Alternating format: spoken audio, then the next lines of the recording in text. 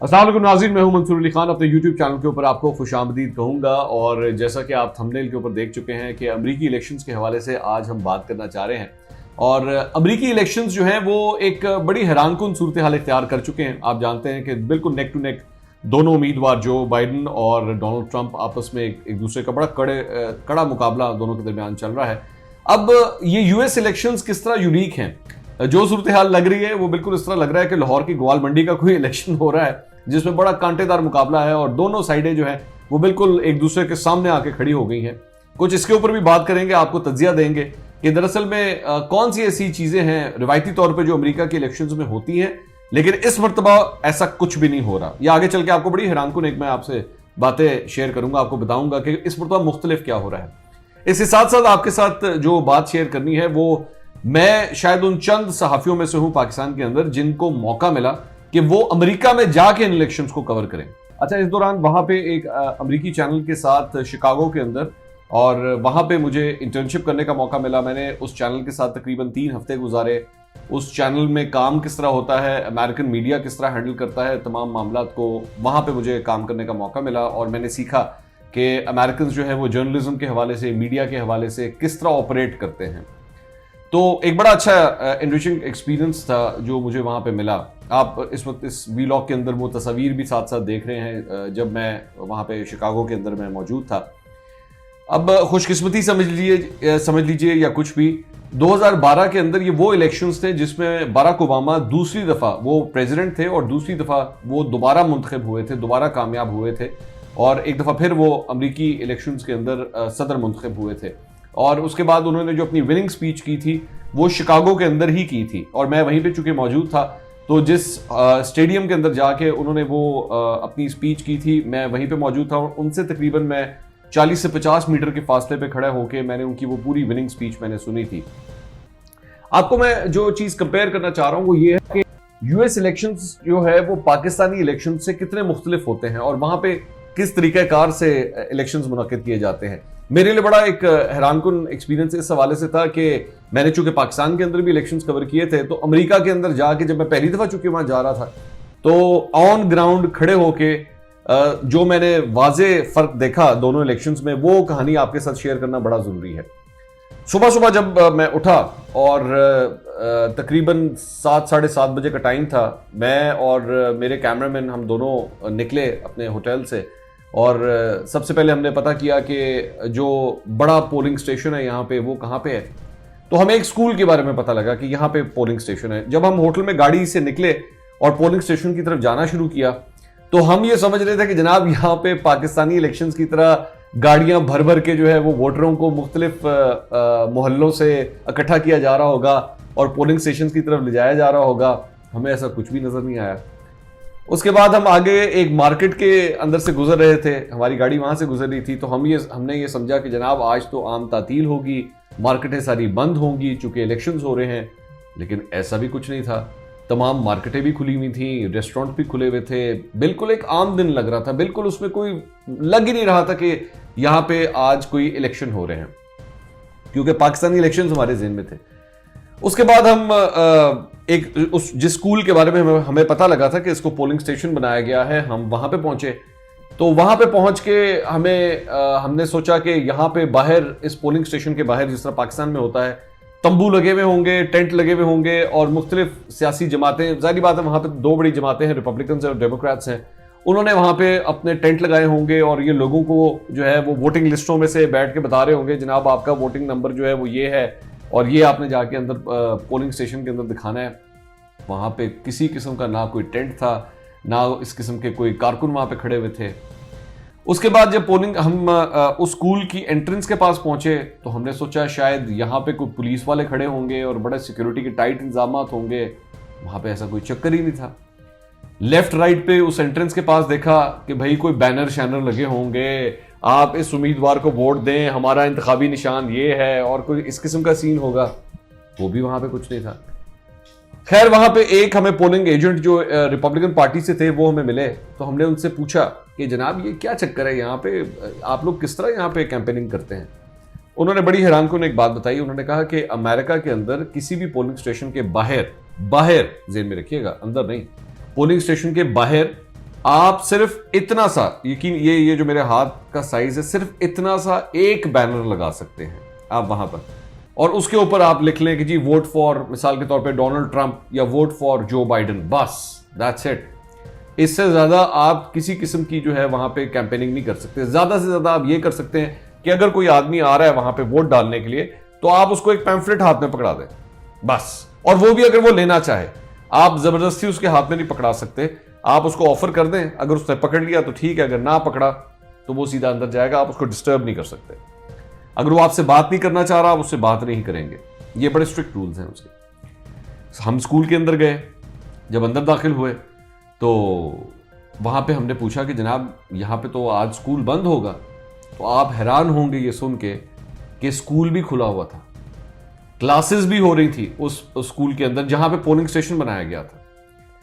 मेरा कहने का मकसद यह है कि किसी किस्म का कोई चेंज नहीं था, रोजमर्रा की जिंदगी वैसे ही चल रही थी। उनके लिए वो एक आम दिन के तौर पे था। हमारे यहां तो जिस तरह एक डेट आ जाती है कि जनाब फलां दिन इलेक्शन है, तो उसके बाद एक हाइप क्रिएट होना शुरू होती है, जनाब ढोल ढमक्के, तो बिरयानियां और कीमे वाले नहान और ये सारी चीजें बनना शुरू होती हैं। वहां पे इस किस्म का कोई चक्कर नहीं, आपको पता भी नहीं लगेगा कि आज अमेरिका के अंदर इलेक्शंस हो रहे हैं। खैर, हमें यह पता लगा कि जो पोलिंग स्टेशन बनाया गया है वो उस स्कूल के बास्केटबॉल के कोर्ट के अंदर बनाया गया है, क्योंकि वो बड़ा हॉल होता है, वहां पे अरेंजमेंट्स बड़े होते हैं, तो वहां पे उन्होंने वो पोलिंग स्टेशन बनाया था।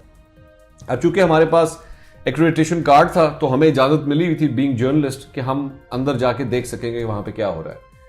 हम जब अंदर गए तो वहां पे तकरीबन कोई सुबह का टाइम था, मेरे ख्याल में 10 या 12 लोग जो है वो आराम से लाइन के अंदर खड़े हुए थे और एक एक करके वो जाके वोट डाल रहे थे। ना वहां पे किसी किस्म की हुल्लड़बाजी, ना वहां पे किसी किस्म का झगड़ा कि जनाब इसको आपने जाने दिया तो इसको नहीं जाने दिया, तो इसकी यहाँ पे ये लकीर लगा दी है, ये लकीर नहीं लगाई, इसने जाली वोट क्यों डाल दिए, इसने जाली वोट, आपने इसको पकड़ा क्यों नहीं, इसके पास शनाख्ती कार्ड था, उसके पास शनाख्ती कार्ड नहीं था। किसी किस्म का कोई ऐसा चक्कर नहीं। इतने पुरसकून तरीके से वहां पे वोटिंग हो रही थी कि जिसकी इंतहाई कोई नहीं। मैंने बहरहाल उसके बाद वो जिस तरह इलेक्शन डे वहां पे चलता गया। अब चूंकि मैं जाहिर बात है एक चैनल में काम करता था और हमें हर 2 घंटे के बाद वहां से अपडेट्स देनी होती थी, तो हमें न्यूज रूम की तरफ से भी, being a Pakistani news channel, हमें बार बार ये सवाल होता था कि जनाब कोई बड़ी खबर नहीं, कोई डोल ढमक्का या कोई ऐसा कोई रौला रप्पा। मैंने कहा जी है ही कुछ नहीं यहाँ पे, यहाँ पे एक आम दिन के तौर पे इसको मनाया जा रहा है, किसी किस्म का कोई चेंज नहीं है। खैर, उसके बाद जाहिर बात है जब शाम हो गई और जब इलेक्शंस का जो पोलिंग का टाइम था वो खत्म हुआ, और फिर अगले 5 तकरीबन घंटे के अंदर ये क्लियर हो गया कि बराक ओबामा जो है वो दूसरी मरतबा सदर मुंतखब हो गए अमेरिका के। अच्छा, अमेरिका के अंदर ये रूल है कि जब एक पता लग जाता है कि फलां आदमी जो है वो जीत गया है और रिजल्ट्स आ रहे हैं, रिजल्ट्स टीवी के ऊपर जो है वो दिखाए जा रहे हैं, रिजल्ट्स दिखाने के हवाले से यहाँ पे कोई ये चक्कर नहीं है कि गैर हतमी, गैर सरकारी नतीजे के मुताबिक जो है वो पोलिंग बूथ नंबर जगह फलां पे और पोलिंग स्टेशन फलां से जो है वो ये जीत गया। इस किस्म का कोई ऐसा चक्कर नहीं था। वहां पे एक स्ट्रेट फॉरवर्ड तरीकाकार है, इलेक्शंस के रिजल्ट्स जो हैं प्रॉपर्ली अनाउंस होते हैं, मीडिया चैनल्स के तक पहुंचते हैं और मीडिया फिर उसको अनाउंस करता है। तकरीबन एक साथ ही जो है वो मीडिया चैनल्स जो है वो एक जैसा रिजल्ट ही बता रहे थे, उसमें कोई वेरिएशन आपको नजर नहीं आ रही थी। मिसाल के तौर पर अगर विस्कॉन्सिन स्टेट के हवाले से अनाउंस हुआ है कि जनाब ये बराक ओबामा ने जीत लिया है, तो वो सारे चैनल्स एक ही वक्त में उसको अनाउंस कर रहे थे, मतलब उसमें कोई चेंज नहीं आ रहा था। हमारे यहाँ तो ये सूरत हाल है कि एक कैंडिडेट जो होता है, एक उम्मीदवार होता है, उसको एक जगह से कह दिया जाता है जनाब वो जीत गया, तो दूसरा चैनल ये कह रहा होता है नहीं जनाब वो हार गए। इसी में लड़ाई शुरू हो जाती है कि, और वो दोनों ही उम्मीदवार कहते हैं जनाब मुझे तो फलां चैनल ने कह दिया था मैं जीत गया हूं।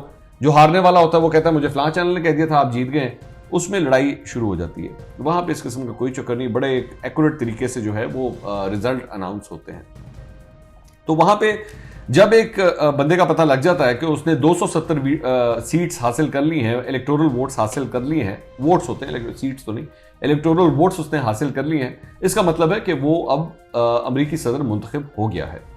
तो सबसे पहले जो हारने वाला कैंडिडेट होता है वो आके अपनी एक स्पीच देता है जिसमें वो ये कहता है कि जनाब हमें ये रिजल्ट्स कबूल हैं और हमने पूरी कोशिश की। वो अपने सपोर्टर्स का शुक्रिया अदा करता है और वो कहता है कि जनाब हमने पूरी कोशिश की, लेकिन अब चूंकि इलेक्शन का रिजल्ट आ गया है तो हम जो नए मुंतखब होने वाले अमेरिकी सदर हैं हम उन्हें मुबारकबाद देते हैं और हमारी कोशिश है कि हम मिल के अमेरिका को बेहतर बनाएं। ये तो है एक आम रूटीन, हमेशा से जिस तरह अमेरिकी इलेक्शंस होते आए हैं। लेकिन ये जो इलेक्शंस हो रहे हैं, जो आज आपने सारी सूरत हाल देखी है, ये बड़ी यूनिक किस्म की सूरत हाल है। क्या वजह है इसकी? सबसे पहली बात तो ये कि तकरीबन 120 साल के बाद 16 करोड़ अमेरिकी शहरियों ने इन इलेक्शंस के अंदर वोट डाला है। ये बहुत बड़ी तादाद है। तकरीबन 120 साल के बाद जो परसेंटेज है, अप्रॉक्सीमेटली 66 से 67% के दरमियान जो एलिजिबल वोटर थे, उनमें से लोगों ने वोट डाले हैं जाके। ये बहुत बड़ी तादाद है। आमतौर पे ये तादाद जो होती है वो 58 से लेकर 60% के दरमियान, जो पिछले तकरीबन 5 या 6 अगर आप इलेक्शंस उठा के देखें तो तकरीबन इतना उसका रिजल्ट रहता है। लेकिन इस मरतबा 66 से 67% लोगों के दरमियान जो है वो लोगों ने वोट डाले हैं।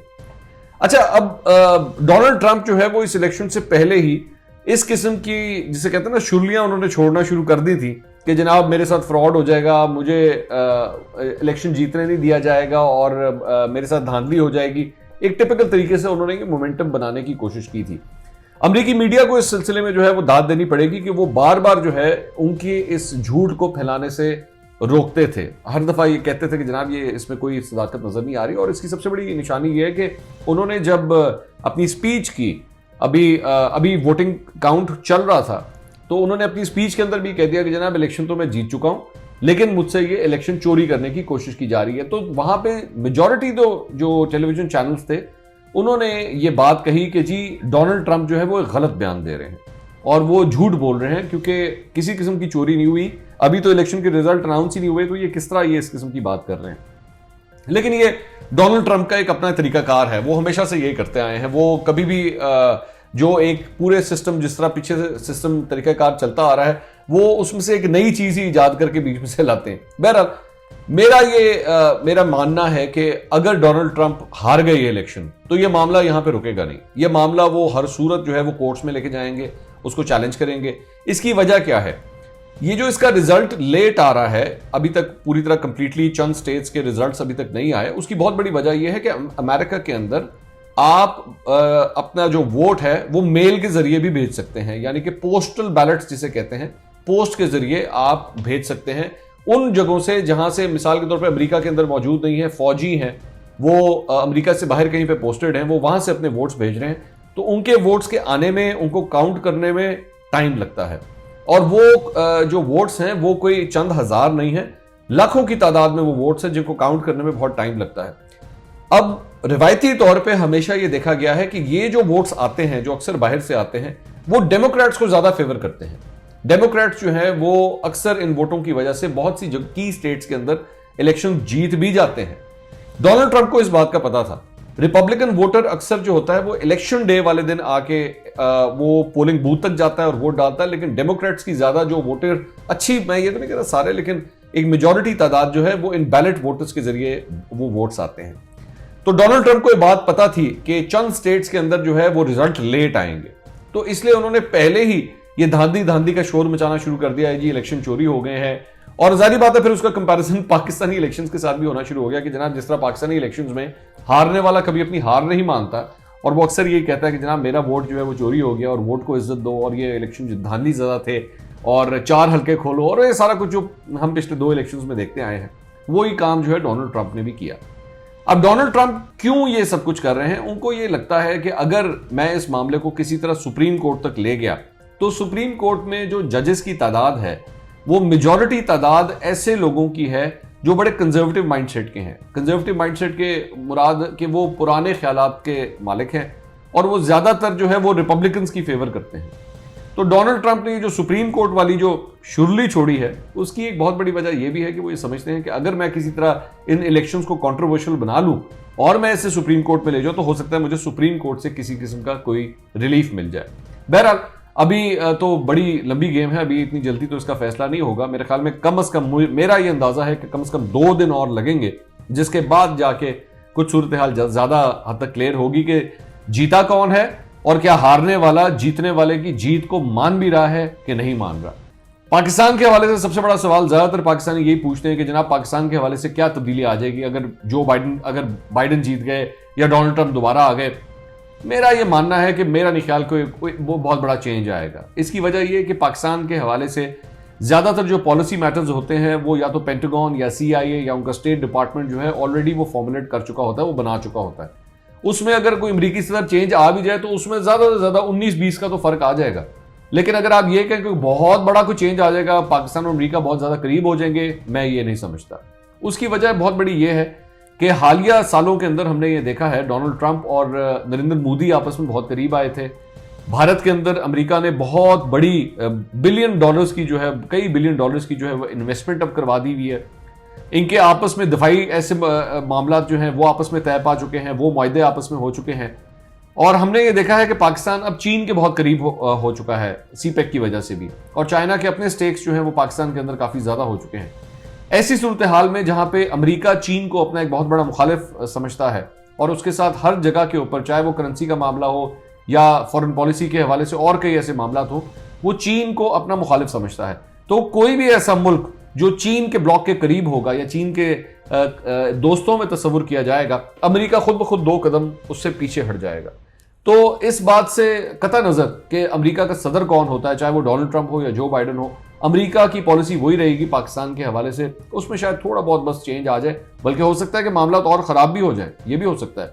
क्योंकि हो सकता है कि डोनाल्ड ट्रंप और इमरान खान साहब का जो आपस का एक ताल्लुक था, जो एक जाती ताल्लुक था, अगर वो खत्म हो जाता है और जो बाइडन आ जाते हैं, तो इमरान खान साहब को जीरो से अपने उस जाती ताल्लुकात को दोबारा ठीक करने की कोशिश करनी पड़ेगी। लेकिन अगर ऐसा नहीं होता और डोनाल्ड ट्रंप ही रहते हैं, तो फिर हो सकता है कि इमरान खान साहब उन मामलात को, उन ताल्लुकात को जो है वो मजीद बेहतर करने की कोशिश करें, जो कि फिलहाल नहीं लग रहा। क्योंकि अमेरिका ने कई ऐसे महाजों के ऊपर जो है वो पाकिस्तान का साथ नहीं दिया जहां पे देना चाहिए था। चाहे वो यूनाइटेड नेशंस, अक़वाम मुत्तहिदा का मामला हो, मसला कश्मीर का मामला हो, भारत पे प्रेशर डालने की बात हो, इसराइल का मामला हो, हमने वाज़ेह तौर पर देखा है कि अमेरिका ने पाकिस्तान की मुखालफत की है।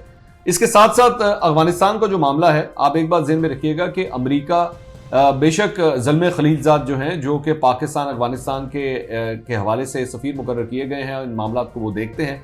उनका पाकिस्तान आना जाना तो यहाँ पे रहा है, आर्मी चीफ के साथ उनकी कई मुलाकातें भी हो चुकी हैं। लेकिन वाज़ेह तौर पर पाकिस्तान जो पोजीशन मांगता है अफगानिस्तान के मसाइल को हल करने के लिए, वो अमेरिका देने के लिए कतई तौर पर तैयार नहीं है। अमेरिका की हमेशा ये कोशिश है कि अफगानिस्तान के मामला को वो खुद संभाले, बजाय इसके कि वो पाकिस्तान का सहारा ले। लेकिन हर सूरत ये तकरीबन पिछले अब 20 साल से हम देख रहे हैं कि अमेरिका की ये कोशिश हर बार नाकाम होती है, क्योंकि अफगानिस्तान के मसाइल को हल करने के लिए इनको हर सूरत पाकिस्तान की ज़रूरत तो पड़ेगी। तो कौन जीतता है और कौन हारता है ये वक्त बताएगा। लेकिन अब देखना यह है कि ऐसा ना हो कि वॉशिंगटन के व्हाइट हाउस के डी चौक के सामने एक और कंटेनर लग जाए और एक और धरना दे दिया जाए, और वहां पे जिस तरह यहाँ पे एक पाकिस्तान डेमोक्रेटिक मूवमेंट शुरू हो गई है, तो वहां पे भी एक अमेरिकन डेमोक्रेटिक मूवमेंट का आगाज हो जाए और ये कहा जाए कि जनाब वोट को इज्जत दो। हमारे चैनल को सब्सक्राइब करना मत भूलिएगा। वीडियो पसंद आई हो तो शेयर जरूर कीजिएगा और अपने कमेंट जरूर लिखिएगा कमेंट सेक्शन के अंदर। अल्लाह हाफिज।